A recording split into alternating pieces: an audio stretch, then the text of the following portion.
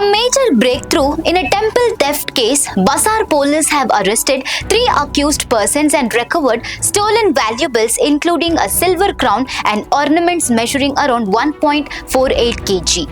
According to reports, the Nirmal police arrested the 3 accused in connection with the theft of a silver crown and hundi cash from the Mahankali Temple located on the Basara temple premises.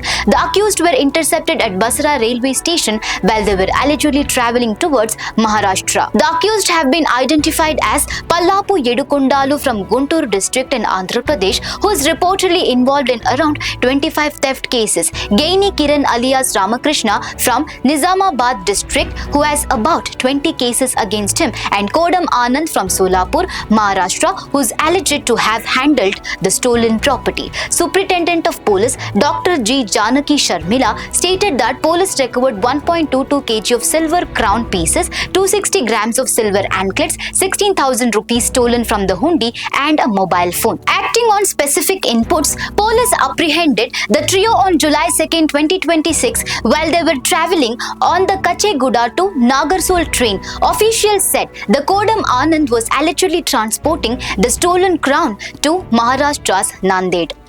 For more such updates, stay tuned to Daily Salar Digital.